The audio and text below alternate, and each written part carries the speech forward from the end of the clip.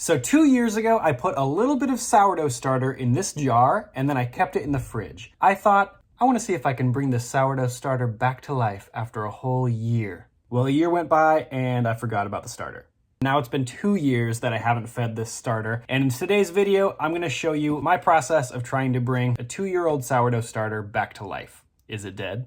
Okay, here's the container of sourdough starter that I put in the fridge exactly 2 years ago. It was about 20 grams of 100% hydration starter, so it was equal parts water and equal parts flour. I was hoping the starter would remain in liquid form so that I could show you how to revive it after a long time without feeding it, but this starter completely dried out. It is basically a dehydrated starter at this point. I'm assuming that's what happens when you leave such a small amount of starter in the fridge for so many years. I know there are a lot of resources out there for how to reactivate a dehydrated starter. I was hoping this would just look like a really old version of my liquid starter so I could show you how to revive that, but that's what happened to my starter. It just totally dried out after 2 years. So my goal this week is to bring this starter back to life. It should be bubbly and active and doubling in size in under 7 days. If I can do it in under 7 days, I'll consider that a success, because you can pretty much make your own sourdough starter from flour and water in just 7 days. So if this takes longer than a week, I'll consider it a failure. And if it happens faster than a week, I'll consider it a success. So here we go. I moved the remnants of my starter into a new jar. And honestly, I forgot to weigh the dry starter, but it went into the fridge as about 20 grams of starter, and it came out, let's say, at about 10 grams of dried up starter. The first thing I did was I just filled this jar with water, 50 grams of water. My goal isn't to feed the starter with water and flour right now.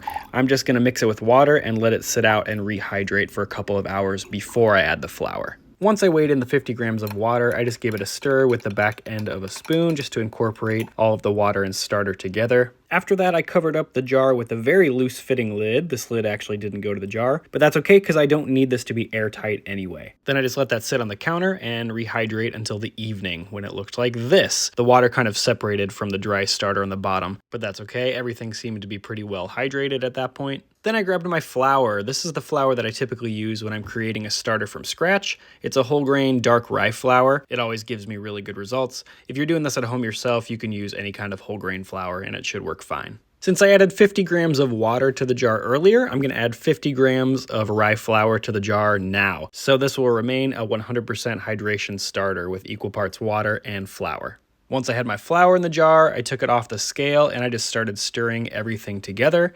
We're basically looking for everything to become one solid massive starter. Once the dry bits of flour had disappeared, I just tamped everything down to get it as flat as possible. Then just like when I'm making a starter from scratch, I mark the top of the starter with a rubber band. And then I just put the lid loosely back on top of the starter and I let it sit out on the counter for 12 hours. My goal was just to check back in the next morning and see how much this had grown. And much to my surprise, nothing happened. Okay, it's 12 hours later and I am not seeing much growth or any growth at all in this starter so far. I am seeing some tiny signs of fermentation. I mean, there's some bubbles throughout the starter, just a little bit, but overall I'm not seeing any growth above the rubber band. One thing I'm gonna do to try to get this starter going is put it at the ideal temperature. So ideally a starter should be a little bit warm. So what I'm doing is I'm putting it in the microwave with this mug of water that I just boiled. So this mug is steaming and it's creating this kind of warm environment inside of the microwave. I'm just basically gonna close the microwave and let the steam from the mug just warm up the environment and create the perfect kind of proofing area for this starter. We'll see if there's any growth in the starter at the 24-hour mark. Okay, I just took a sneak peek. And after 23 hours, there is almost a complete doubling in size from this starter. You can just see it went from, at the 12-hour mark, just very tiny bubbles, almost no growth in size, to now it's almost completely doubled in size, and those bubbles are humongous.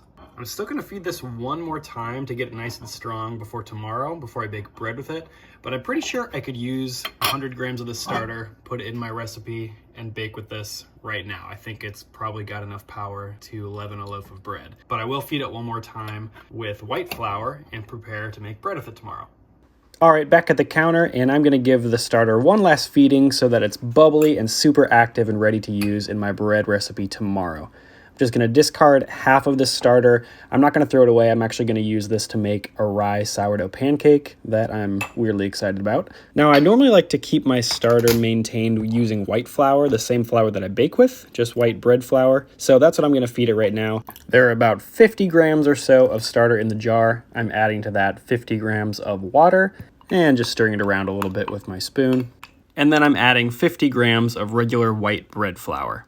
In my video where I taught how to make a sourdough starter from scratch, I used rye flour, whole grain rye flour.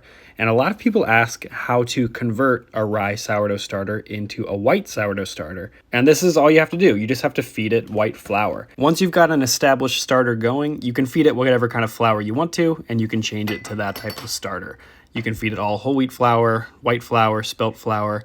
You can feed it any kind of flour you want, and you can convert it into that type of starter. You can even feed your starter different types of flour from time to time, and it's not really going to mess it up too much. In my experience, at least. That's what I do, and it works for me. So since I need 100 grams of starter for my recipe tomorrow, I'm feeding this 50 grams of water, 50 grams of flour. That will leave me with 100 grams of starter to use tomorrow, and a little bit of leftover starter that I can move to the fridge. That's just a pretty low maintenance sourdough starter routine that a lot of people follow, including myself. Now that this starter is mixed, I'm going to pop the lid back on and let it rest for about 8 hours. Then the next morning, the starter had completely doubled in size. In fact, it was almost overflowing out of this jar. It was completely active, bubbly, ready to use.